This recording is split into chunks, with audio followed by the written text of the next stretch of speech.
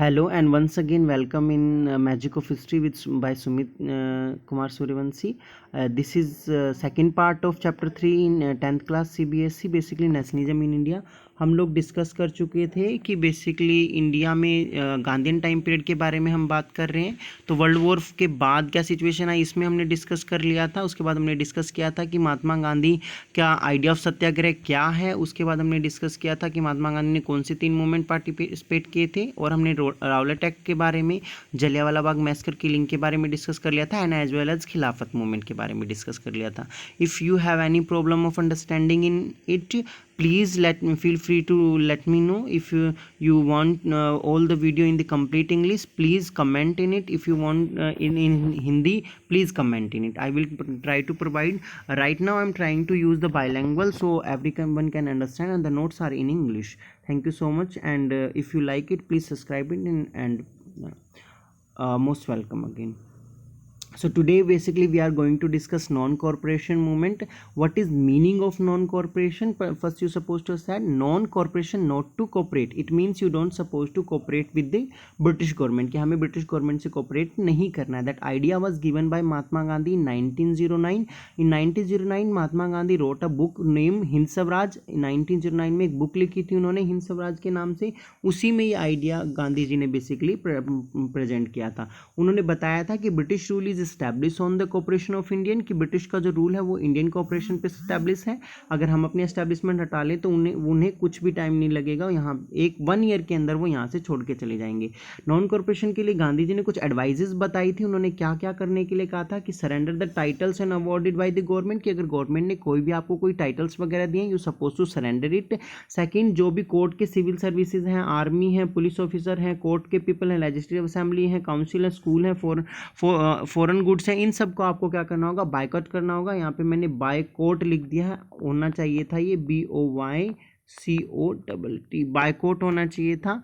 ठीक है, तो बायकॉट कर लीजिएगा आप. कि बायकॉट करने के लिए बोला था उन्होंने कि सिविल सर्विसेज का बायकॉट कर दीजिए, एंड पुलिस का और कोर्ट्स वगैरह का. और in case of repression will launch civil disobedient movement campaign. अगर फिर भी कोई रिप्रेशन हुआ तो we will follow civil disobedient, मतलब we will broke the civil law. ये भी आइडिया था. At the same time Mahatma Gandhi ने शौकत अली और जो मोहम्मद अली हैं उनको भी पार्टिसिपेट करवाया था. हम पहले ही डिस्कस कर चुके हैं खिलाफत मूवमेंट के रूप में. मैनी ऑफ द जो कांग्रेस के मेंबर थे but not agree to council election, कि जो कांग्रेस के जो मेंबर थे वो जो है काउंसिलिंग इलेक्शंस को छोड़ने के लिए, मतलब बायकॉट करने के लिए रेडी नहीं थे, क्योंकि उनको लग रहा था कि ये मूवमेंट होगा तो किसी न किसी तरह की फियर्स वायलेंस होगी और ये मूवमेंट सक्सेसफुल नहीं होगा. तो इसलिए वो बेसिकली काउंसिल को मतलब बायकॉट करने के लिए रेडी नहीं थे. लेकिन नागपुर सेशन 1920 में, देखिए सितंबर 1920 में भी एक सेशन हुआ था जो हम पहले डिस्कस कर चुके हैं, जिसमें गांधी जी ने खिलाफत मूवमेंट को सपोर्ट करने के लिए बोला था. ये नागपुर सेशन है 1920 में, जिसमें डिक्लेयर किया गया था नॉन कॉर्पोरेशन को. तो बेसिकली ये आइडिया था गांधी जी का कि इस हिसाब से नॉन कॉर्पोरेशन को चलाना है. We have to lead the non corporation like that, कि बायकॉट्स होना चाहिए सभी चीज़ों का. No one suppose to use the foreign goods और anything else, and we have to not create any kind of the violence. That was the idea of Gandhi. So basically non corporation 3 fields में एक तरीके से चल रहा था आपका. एक तरफ से नॉन कॉर्पोरेशन जो है आप देखेंगे तो खिलाफत मूवमेंट के रूप में चल रहा था. दूसरी तरफ से नॉन कॉर्पोरेशन का जो आइडिया वो है, इसी के साथ नॉन कॉर्पोरेशन में एक और आइडिया था, जो आइडिया था आपका स्वदेशी मूवमेंट का. ओके, तो स्वदेशी मूवमेंट बेसिकली आपको मेजर टाउन्स में ज़्यादा देखने को मिल रहा है. ये देखिए चरखा आपको दिख रहा होगा बहुत बड़ा, कि कैसे जो है चरखे को यूटिलाइज करने की कोशिश की गई थी, यूज़ करने की कोशिश की गई थी. किस लिए? खादी को दिखाने के लिए. खादी क्या है? हमारा फॉरेन गुड प्रोडक्ट था क्लोथ का, क्योंकि ब्रिटिश, यही जरूरी होता है एक बैकग्राउंड जानना है इसके बारे में, कि जो ब्रिटिश गवर्नमेंट्स आई थी वो किस लिए आई थी यहाँ पर. उनके आने का बेसिक रीज़न ही ये था कि वो कॉटन के जो टेक्सटाइल है उनका ट्रेड करने के लिए यहाँ पर आई थी, और धीरे धीरे उस ट्रेड पर उन्होंने अपनी मोनोपोली क्रिएट कर ली और इंडिया के ऊपर कंट्रोल करना स्टार्ट कर दिया था. तो जब मूवमेंट स्टार्ट हुआ तो सिटीज़ में मूवमेंट क्या रहा कि सिटी के लोगों ने बहुत अच्छे से पार्टिसिपेट किया. मिडिल क्लास ने, जो स्टूडेंट्स थे, टीचर्स थे, हेडमास्टर थे, उन्होंने स्कूल छोड़ दिए थे. जितने भी एडवोकेट्स वगैरह थे उन्होंने भी कोर्ट वगैरह को बायकॉट कर दिया. आर्मी पर्सनस ने आर्मी छोड़ दी थी. बहुत सारे जो लोग थे उन्होंने अपने टाइटल्स को सरेंडर करना स्टार्ट कर दिया था. तो ये सारी चीज़ों से बहुत अच्छे से प्रोटेस्ट स्टार्ट हुआ. लेकिन काउंसिल को जो इलेक्शन उनका बायकॉट किया गया, सिर्फ एक जगह छोड़ के मद्रास में इसका बायकॉट नहीं हुआ था. जबकि हमने पहले डिस्कस किया था लीडर एग्री नहीं कर रहे थे इस बात से, लेकिन बाद में उन्होंने एग्री किया और बायकॉट किया। फॉरेन गुड्स को पूरी तरह से बायकॉट किया गया, कोई भी फॉरेन कपड़े को इस्तेमाल नहीं कर रहा था, खादी को यूज़ कर रहे थे। लिकर शॉप्स को जो है पिक किया गया, बंद करवाया गया ताकि लिकर ना बिके। फॉरेन क्लोथ को बर्न किया गया, बहुत ज़्यादा बुरी तरह से जलाया गया। और इस टाइम पीरियड पे जो इम्पोर्ट है फॉरेन क्लोथ्स का वो डिक्लाइन कर गया था 50%। वैल्यू जो 102 करोड़ थी वो 57 करोड़ पर आ गई थी, यानी इतना ज़्यादा लॉस ब्रिटिश गवर्नमेंट को हुआ था। मर्चर और ट्रेडर थे, उन्होंने जो भी फॉरेनर थे उनसे ट्रेड करने से मना कर दिया। ना सिर्फ ट्रेड करने से मना किया बल्कि उनको फाइनेंशियली किसी प्रकार की मदद करने से भी उन्होंने मना कर दिया। तो ये भी एक बहुत अच्छी चीज़ इसमें देखने को मिली। जो प्रोडक्शन ऑफ इंडियन टेक्सटाइल था, हैंडलूम था, वो इंक्रीज हुआ क्योंकि कहीं ना कहीं लोग खादी को ही पहनना चाहते थे, ब्रिटिश को नहीं पहनना चाहते थे। तो इस तरह से इंडियन टेक्सटाइल्स को भी मौका मिला काम करने का। अदरवाइज पहले ब्रिटिश गवर्नमेंट की मोनोपोली थी, तो वो उनके सामान को मार्केट में बिकने ही नहीं देते थे। अब देखते हैं कि ये रीजन ऑफ फेलियर फेल क्यों हुआ। ये कि बेसिकली जो खादी है वो बहुत ज़्यादा एक्सपेंसिव हो रहा था, इसलिए ये फेल हुआ। नो अल्टरनेटिव इंडियन इंस्टीट्यूशन, कोई भी जो स्कूल हैं, जो टीचर से बच्चों ने छोड़ तो दिए थे, लेकिन बच्चों को एजुकेशन लेना जरूरी था और किसी प्रकार का स्कूल कोई था नहीं उसके अलावा, तो उन्हें वापस इन्हीं स्कूल्स में जाना पड़ा। तो ये तो मूवमेंट था सिटी में। अब यही चीज़ है कि आपको ध्यान में रखना है कि इस मूवमेंट में 3 डिफरेंट तरीके के पार्टिसिपेशन है। एक टाउन यानी कि सिटी में जो हमने डिस्कस कर लिया, दूसरा आप अर्बन में देखेंगे और फिर ट्राइबल में देखेंगे, और फिर हम जो बॉन्डेज वर्कर हैं उनके बारे में देखेंगे। तो सेकंड है हमारा basically rebellion in the country side. की कंट्री साइड में क्या हो रहा था कि जैसे अवध के जो लीडर्स थे, जैसे अवध में लीड करने वाले कौन थे, बाबा रामचंद्र थे, जो कि एक सन्यासी थे, जो फिजी एक जगह है जहाँ पर बेसिकली लेबर के रूप में गए हुए थे, बाद में आकर उन्होंने लीड किया।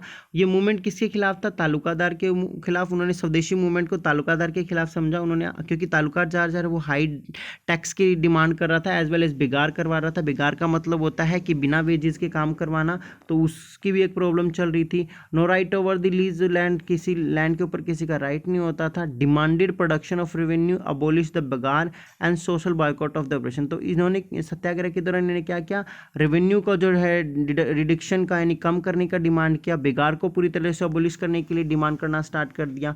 नाई धोबी बंद स्टार्ट हुआ था। इसमें बंद का मतलब है कि जो बेसिकली तालुकादार वगैरह थे उनके गाँव में नाई और धोबी के लिए जाने के लिए मना कर दिया था, क्योंकि तालुकादार रिच होते थे तो कपड़े वगैरह धुलाने के लिए और शेव वगैरह कराने में उनमें प्रॉब्लम हुई। तो ये भी कहीं ना कहीं एक प्रोटेस्ट करने का तरीका था। लिटरली इस प्रोटेस्ट को जवाहरलाल नेहरू ने ज्वाइन किया और जवाहरलाल नेहरू ने एक अवध किसान सभा भी स्टैब्लिश की इसी टाइम पीरियड पे। तो नॉन कॉर्पोरेशन जो है वो अवध के पीजेंट मूवमेंट के नाम से भी जाना जाता है, बहुत फेमस मूवमेंट रहा। 1921 में जो houses of talukdar and merchants was attacked, कि लिटरली बाद में परेशान होने के बाद उन्होंने तालुकादार के जो हाउस और वगैरह थे उन पर अटैक कर दिया, बाजार्स वगैरह को लूट लिया, ग्रेन होर्ड्स वगैरह को लूटा। और इस तरह से जो लोकल लीडर्स थे उन्होंने कहा, Gandhi ji had declare that no tax were be paid, कि गांधी जी ने कहा है कि कोई भी टैक्स नहीं पे किया जाएगा। जिससे ये समझ में आ रहा था कि गांधी के आइडिया को क्या किया गया था, रॉन्ग इंटरप्रेट भी किया गया था। तो विलेजेस में 2 किसान जो है तालुकादार के खिलाफ लड़ रहे थे, स्वराज्य की तरफ से लड़ रहे थे, क्योंकि तालुकादार जो है ब्रिटिश गवर्नमेंट का ऑफिसर था, वो हाई टैक्सेस के खिलाफ लड़ रहे थे। काफ़ी कुछ प्रोटेस्ट भी किया उन्होंने, बहुत अच्छे से पार्टिसिपेट भी किया, लेकिन कहीं ना कहीं रॉन्ग इंटरप्रिटेशन भी हमें देखने को मिलती है। ठीक है, तो ये था थर्ड जो है हमारा, वो बेसिकली आपका ट्राइबल मूवमेंट है कि ट्राइब्स में वो कैसे पार्टिसिपेट कर रहे थे। तो ट्राइब में इस टाइम पीरियड पे क्या हो रहा था कि महात्मा गांधी का जो स्वराज का आइडिया उसको बहुत ज़्यादा डिफरेंटली इंटरप्रेट किया गया। ट्राइब्सवल में हम एग्जांपल ले रहे हैं गुदम हिल का, एग्रीकल्चरल लैंड पे हमने एग्जांपल लिया था असम का। गुदम हिल में जो है मिलिटेंट गुरिल्ला मूवमेंट चल रहे थे। गुरिल्ला मूवमेंट का मतलब होता है कि छुप के वॉर करना, वो लोग छुप जाते हैं और जैसे ही ब्रिटिश गवर्नमेंट के कोई ऑफिसर वगैरह आते हैं उन पर अटैक कर देते थे। रीज़न क्या था, क्योंकि ट्राइबल एक्ट्स बने हुए थे। ट्राइबल एक्ट आपने 9th क्लास में पढ़ा होगा कि जंगल में जाने से मना कर दिया गया था, जंगल से फूड वगैरह नहीं ले सकते थे। तो उन्होंने क्या किया, उन सबको फॉलो नहीं किया, उनको ब्रेक करना स्टार्ट कर दिया, फूड्स वगैरह कलेक्ट करना स्टार्ट कर दिया, क्योंकि उनको लगा कि ये उनका ट्रेडिशनल राइट है। इनको लीड करने वाले लीडर का नाम था अलूरी सीताराम राजू, जो अपने आप को मिरेकल पर्सन समझता था, एक एस्ट्रोलॉजिकल प्रेडिक्शन मानता था कि वो इतना ज़्यादा जादुई है कि उसको अगर गोली भी लग जाए तो वो उससे अपने आप को सेव कर सकता है। तो काफ़ी फेमस जो है लीडर के रूप में ये उस वक्त एमर्ज हो के आए। और लोगों ने खादी पहनने पे बहुत ज़्यादा जोर दिया, ठीक है। और इसने बेसिकली लोगों को समझाया कि कहीं ना कहीं हमें फाइट करना है।